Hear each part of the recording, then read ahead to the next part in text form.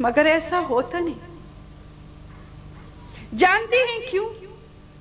क्योंकि हर एक के अंदर मैं है, अहम है, अहंकार है। कोई झुकना नहीं चाहता। कोई एक व्यक्ति कहे तो दूसरे को इतना गुस्सा आता है, जब तक वो 4 की 6 ना सुना ले उसे चैन नहीं पड़ता। और अगर किसी ने 4 की 6 सुनाई तो सामने वाला 10-12 सुना के जाएगा, चाहे बाकी काम का हर्जा हो जाए, उसका मूड बिगड़ जाए या कुछ भी हो। ऐसा करके आप अपना जीवन नष्ट कर रहे हैं, व्यर्थ गवा रहे हैं।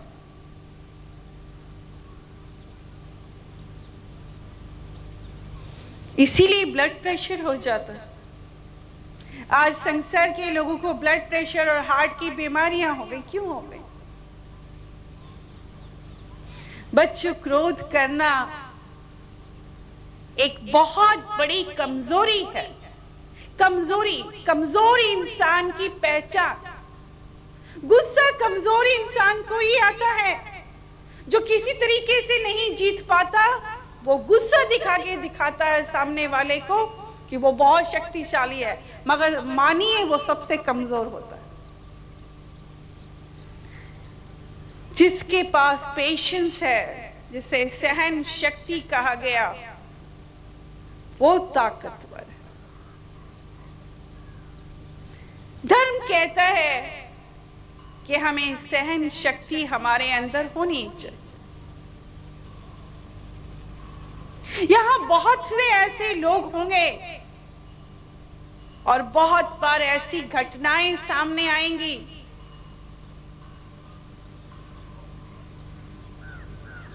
जो आपका दिल दुखाएंगे।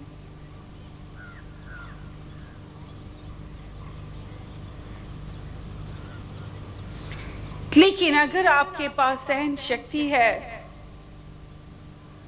आप चुप रहते हैं,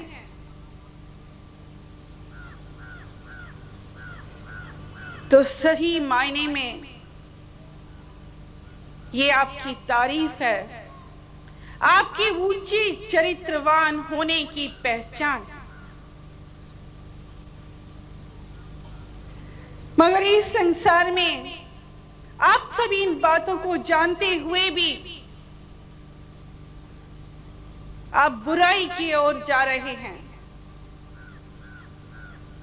जो ज्यादा बोलता है उसे आप मानते हैं कि वो गलत इंसान है, वो लड़ रहा है, वो अपनी औकात दिखा रहा है, आप सब कहते हैं। पसंद दिल से आप भी नहीं करते। लेकिन अगर कोई शरीफ चुप रहे तो उसे भी आप समझ नहीं पाते। यहां कहना चाहेंगे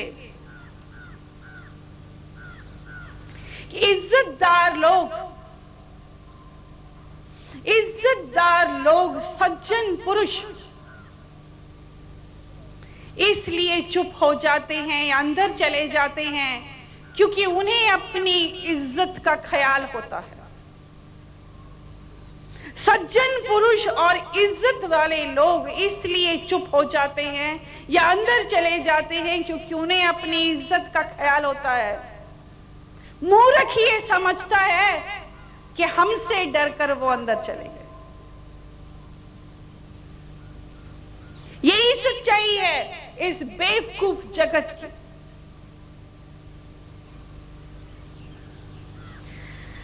बच्चों,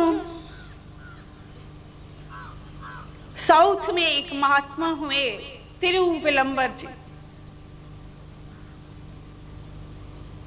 तिरुविलंबर जी के बारे में भी कहा जाता है कि इनका जीवन संत कबीर के तरह ही था, जैसे संत कबीर जात के जुलाहे थे। और इनके माता पिता के बारे में कोई नहीं जानता कि संत कबीर के माता पिता कौन थे। इन्हें किसी ने नीरू और नीमा नाम के जुलाहे ने पाला था।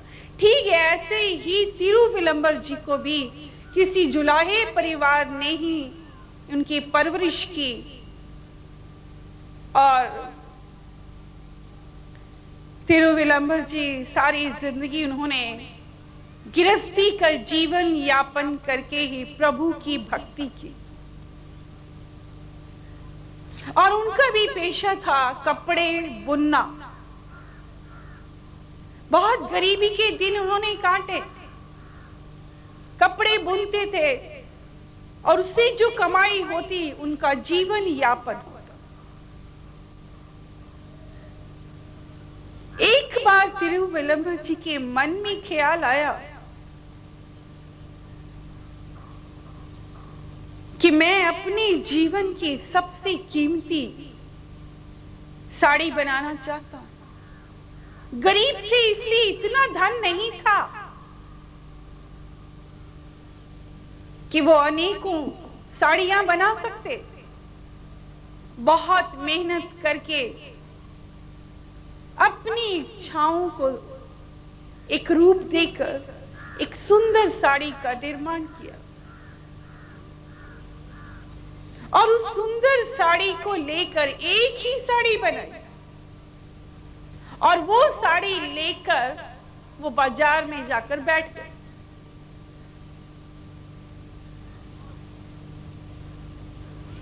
जो आजू बाजू के लोग थे उन्हें ये देखकर ईर्ष्या हुई कि जो कल तक सिर्फ खादी और सूती कपड़े बड़ी मुश्किल से बना पाता था, आज वो कीमती साड़ी बनाकर ले आया। उन्हें परेशानी। दूसरा इस बात का मजाक उड़ाया कि सिर्फ एक साड़ी लेकर बाजार में आए हैं। उन्हीं में से एक व्यक्ति आया और खड़ा हो गया, कहने लगा, महात्मा जी आज आप एक ही साड़ी लेकर आए हैं, इस साड़ी का मूल्य क्या है, दाम क्या है? तिरुविलंबर जी ने बड़े ही शांत भाव में कहा कि 2 रुपए। इस साड़ी का मूल्य 2 रुपए है।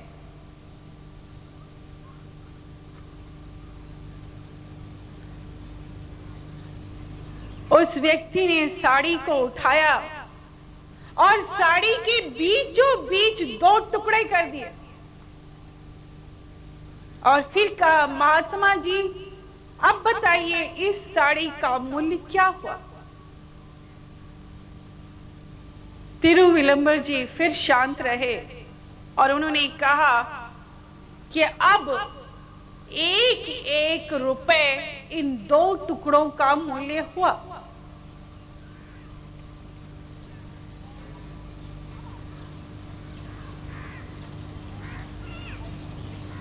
उस व्यक्ति को अंदर से क्रोध आ रहा था क्योंकि ये सब कुछ वो इसलिए कर रहा था महात्मा जी को परेशान करने के लिए, दुखी करने के लिए। उसने फिर उन 2 टुकड़ों के फिर 4 टुकड़े बना दिए और पूछा कि अब प्रति टुकड़ा क्या मूल्य हुआ? तिरुविलंबर जी ने शांति भाव से फिर कहा कि प्रति टुकड़ा 8 आने। उसने 4 के 8 टुकड़े कर दिए। फिर मूल्य पूछा और तिरुविलंबर जी ने उसी शांति के भाव में कहा, प्रति टुकड़ा 4 आने। अब उस व्यक्ति का क्रोध देखने वाला था। उसने पूरी साड़ी को हाथ से खींच कर इतने टुकड़े कर दिए और फिर उसे एक गेंद का आकार दिया, बॉल का आकार, लपेट दिए सारे टुकड़े और कहा, महात्मा जी इस टुकड़े का मूल्य क्या हुआ? तिरुविलंबर जी उठकर खड़े हो गए और उसी शांति के भाव में कहा कि अब इस टुकड़े का कोई मूल्य नहीं। आपको बताना चाहेंगे, ये देखकर उस मूर्ख व्यक्ति का क्रोध बढ़ गया। मैंने उस साड़ी के टुकड़े पे टुकड़े किए, धज्जियां उड़ा दी, लेकिन आप फिर भी शांत हैं। ये देखकर मुझे हैरानगी हुई। आप तो गुरु हैं और गुरु को तो इस बात की इजाजत है कि वो किसी को भी कोई उपदेश दे सकता है, शिक्षा दे सकता है। आपने इस नाते भी मुझे कुछ नहीं कहा। आपको इस नाते ही कुछ बोलना चाहिए था। तिरुविलंबर जी खड़े हुए, खड़े तो थे ही, मुस्कुराए, कहने लगे, मेरे ऐसे कुछ कहने से या रोकने से तुम रुक जाते? तुम तो ये ठान कर आए थे, ये सोच कर आए थे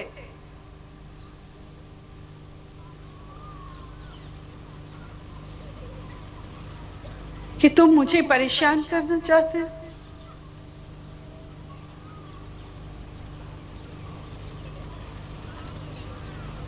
लेकिन यहां सच्चाई कुछ और है।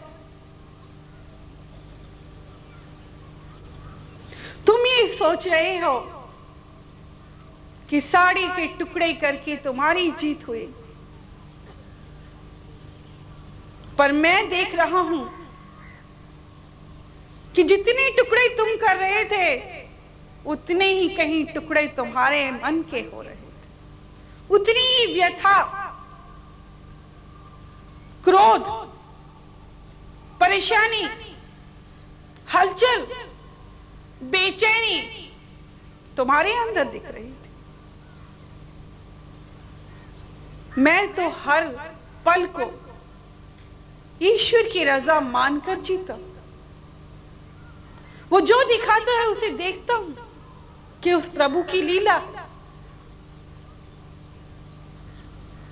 और मुझे हर समय ये ध्यान रहता है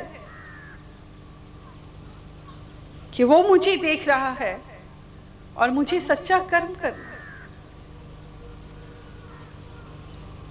इसलिए साड़ी के फटने का मुझे कोई दुख नहीं।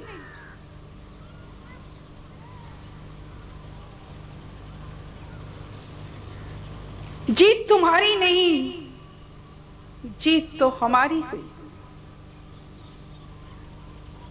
तुम देख सकते हो यहां कोई हलचल नहीं।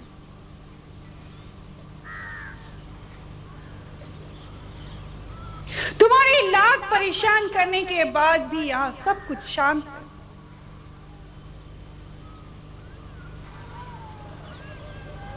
क्योंकि यहां सब कुछ ठहर गया। यहां इस दिल ने स्वीकार कर लिया है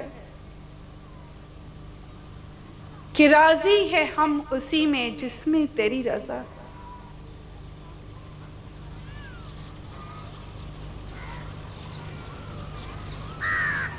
बच्चों,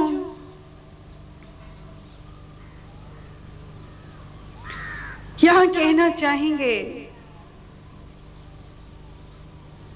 सही मायने में विजयी वही व्यक्ति है जिसने अपनी इंद्रियों पर विजय प्राप्त कर ली। बात बात पे क्रोध आना, बेचैन होना, गुस्सा होना, परेशान होना, ये सब कमजोरियां। क्रोध एक कमजोरी जिन्हें संत कहा गया, वो सचमुच विजयी आत्मा है। आपको बताना चाहेंगे बच्चों, हमारा मन कोई गतिविधि नहीं करता। यहां बहुत ठंडक है। किसी बात के लिए ऐसे परेशान नहीं होते, कोई परेशानी नहीं होती। पूरा यकीन होता है कि मालिक जो करेगा वो सही होगा,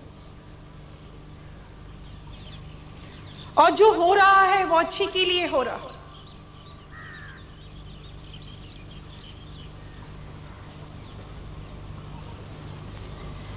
इसी अवस्था को सहज अवस्था कहा गया।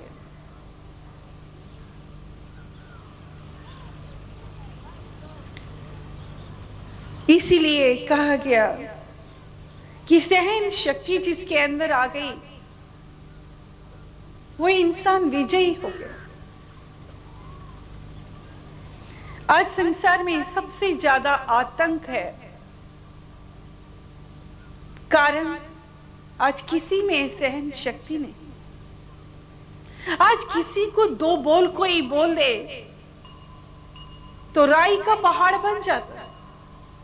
आज जरा जरा सी बात पर कत्ल और खून हो जाते हैं।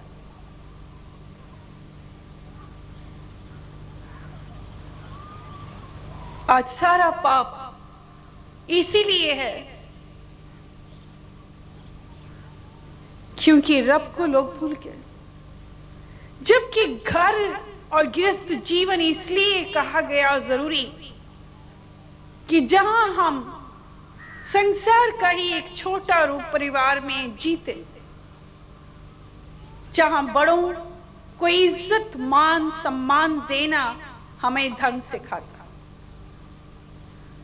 शिष्टाचार और अनुशासन का पालन करना बहुत जरूरी है।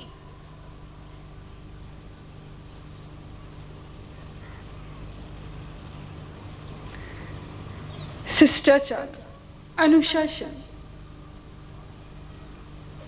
बच्चों बड़ों के सामने चुप रहना, उनसे बहस ना करना, उनकी आज्ञा का पालन करना, यह शिष्टाचार,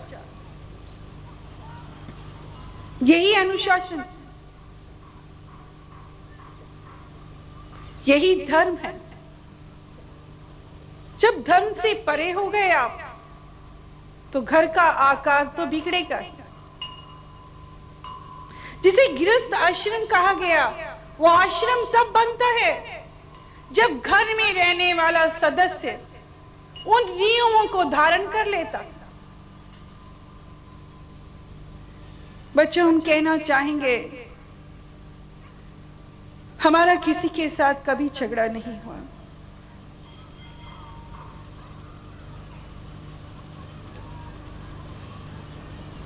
और जो भी शिक्षाएं सुनते उसे ये मानते रहे कि ईश्वर की रजा है, तब ये अच्छे बोल, ये अच्छी शिक्षा, ये कथा हमारे कानों में पड़ी है। ये उसका आदेश है क्योंकि उसकी मर्जी के बगैर पत्ता भी नहीं हिलता। और अगर ये शब्द कानों में पड़ गए, ये शिक्षा कानों में पड़ गई, तो हमें ऐसा बनना है।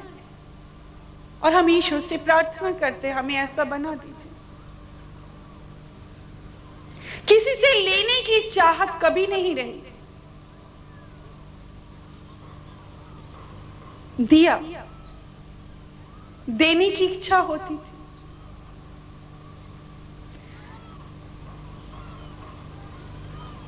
धर्म के अनुरूप हर मर्यादा में जिए हैं। परिवार वालों की मर्जी के खिलाफ कभी कदम नहीं उठाया। बच्चों, हम बहुत पाबंदियों के अंदर जिए हैं। इतनी भी इजाजत नहीं थी कि हम घर के गेट पर भी खड़े हो जाएं। मगर माना, स्वीकार किया। घर के लोगों को नहीं पसंद, कभी इच्छा भी नहीं जाती। इसी दुनिया में रहकर हम कभी घूमने नहीं निकले क्योंकि हमारे पति को घूमना पसंद नहीं था। हमने फरमाइश नहीं की। घर की जो चादर थी उसके अनुरूप चले गए। जो मिल गया रब का शुक्राना माना।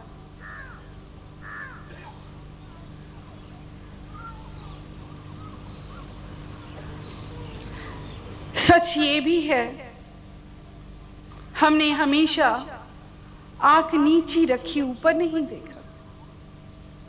एक कहावत है, जो नीचे देखकर चलता है वो कभी गिरता नहीं, उसे छांव ही मिलती है। जो ऊपर देखेगा वो ठोकर खा के गिरता भी है और ऊपर धूप दिखती है।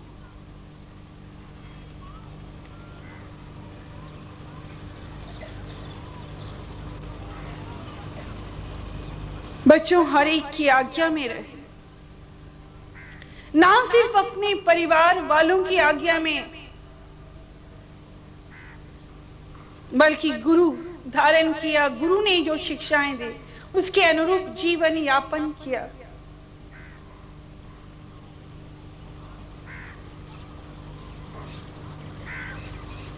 जिसे धर्म कहा गया, उसके नियम है ईमानदारी। आज संसार में ईमानदारी नहीं है। ईमानदारी सच्चाई को धारण करना, उन रिश्तों को निभाना जिनके बीच आप रहते हैं।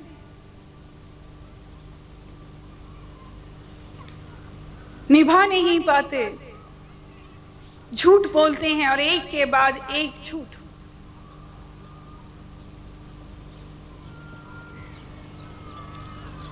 कई रिश्ते कायम कर लेते हैं और घर वालों को खबर नहीं होती।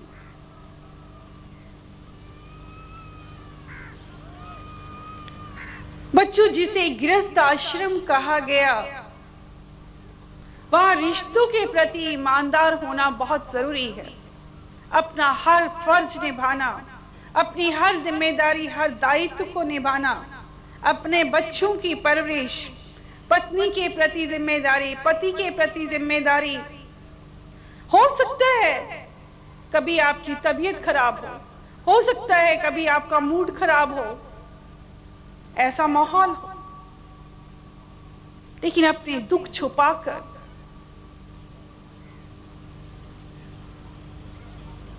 हर सदस्य के साथ अच्छा व्यवहार करना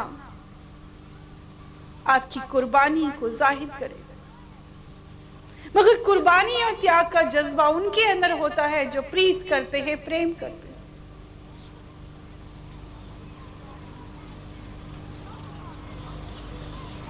बच्चों, ये रास्ता कठिन आपको लगता होगा सुनकर, लेकिन हमें बहुत मीठा और आसान लगा।